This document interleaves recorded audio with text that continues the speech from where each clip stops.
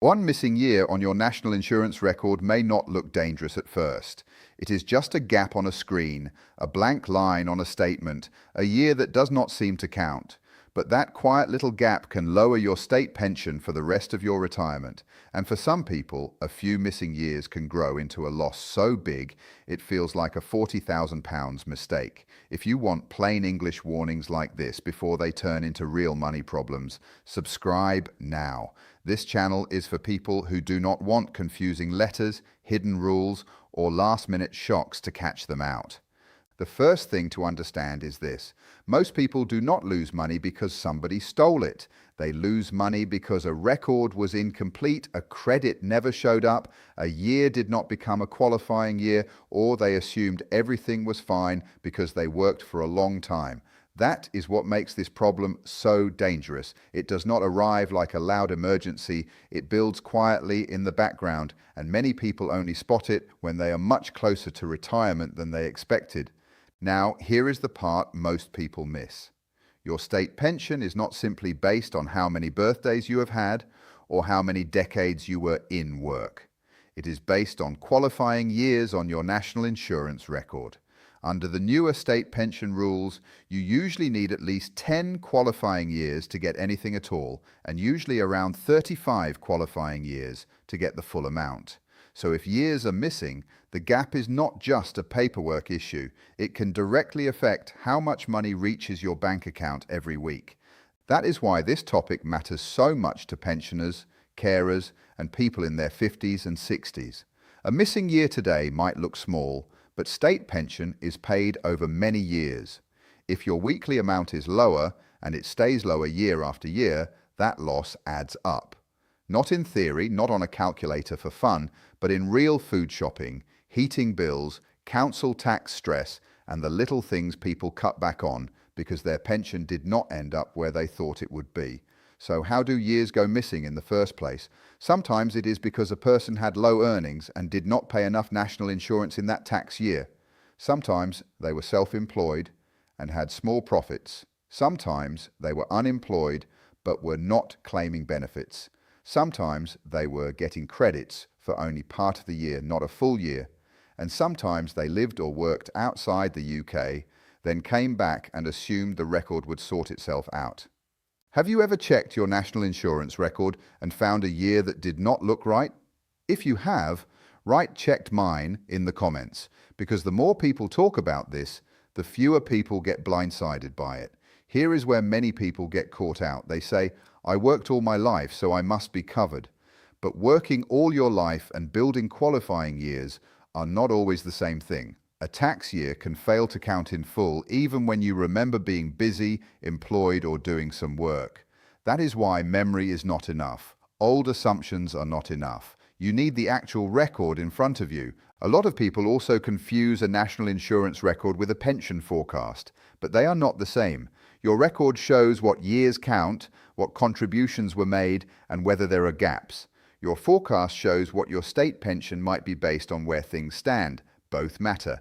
Looking at only one can give you a false sense of safety, especially if you see a number you like, but do not realize there are years behind it that still need attention.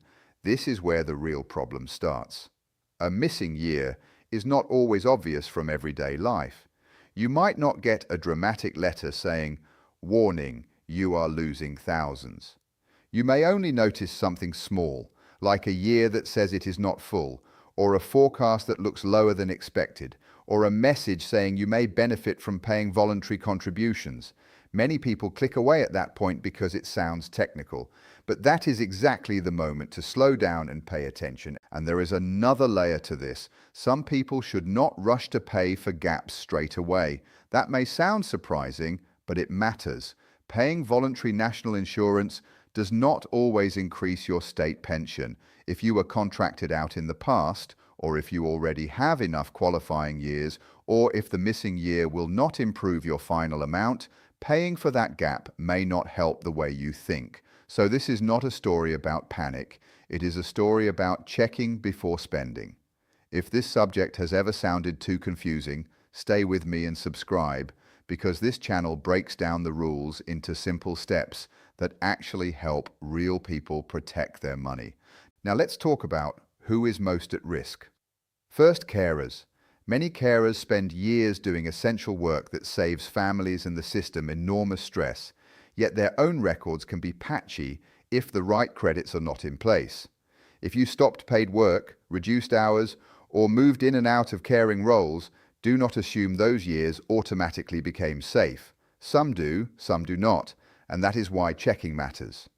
Next are parents and people who spent time out of paid work because of family duties or illness.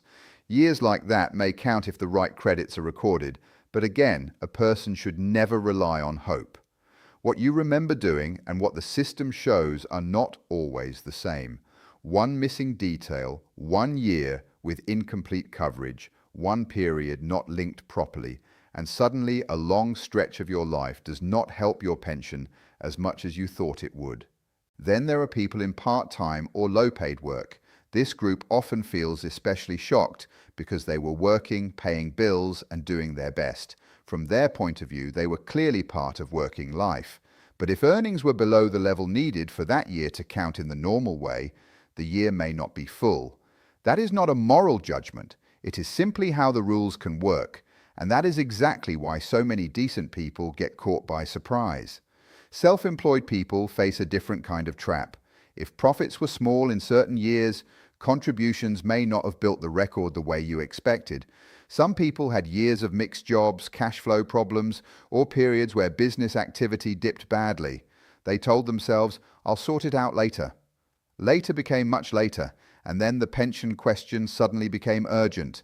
This is the detail that changes everything. A weak year in business can become a weak year in retirement if nobody checks it in time. People who have spent time abroad also need to be careful. Living or working outside the UK can affect how your record looks. In some cases, there are special rules, and in some cases, you may need advice before deciding whether to fill a gap. And there is one detail many people have never heard at all.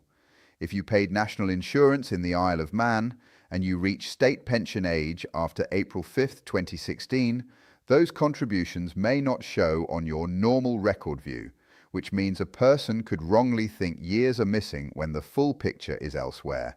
If you are close to pension age, this applies to you more than ever. Please do not leave it for sometime next month. That delay is how small record problems turn into expensive retirement mistakes.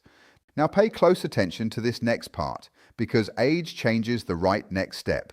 If you are below state pension age, the first smart move is usually to check both your national insurance record and your state pension forecast. That tells you whether a gap exists and whether fixing it is likely to improve your pension. If you have already reached state pension age, the question changes. At that point, the important thing is finding out whether paying for any missing years would still benefit you, because not every payment will. This is where official advice matters. People below state pension age are usually told to check their forecast before paying voluntary contributions. If you have reached state pension age, the pension service can help tell you whether paying for missing years would actually increase your pension. And if you are living or working abroad and are over or within 6 months of reaching state pension age, there is separate guidance through the International Pension Centre. In other words, one-size-fits-all advice is not good enough here. Now here is the part that can save people from paying for the wrong thing. Some gaps may be fixable through credits, not cash. If you have gaps, you should check whether you are eligible for national insurance credits before deciding to pay voluntary contributions. That matters because a free fix is very different from an expensive fix. Too many people hear missing years and instantly think, I need to buy them. Sometimes yes, but not always. Sometimes the better question is, should this year have counted already? And if you think your record is simply wrong, do not sit back and hope it corrects itself. HMRC can be contacted if your national insurance record looks wrong. That means if you have payslips, P60s, benefit letters, records of time spent caring, or paperwork linked to time abroad, keep them. Keep copies. Keep dates. Keep anything that shows what was happening in the year that is missing or incomplete. People who can point to real documents are in a much stronger position than people who just remember that something must have gone through. If this is starting to sound familiar, share this video with one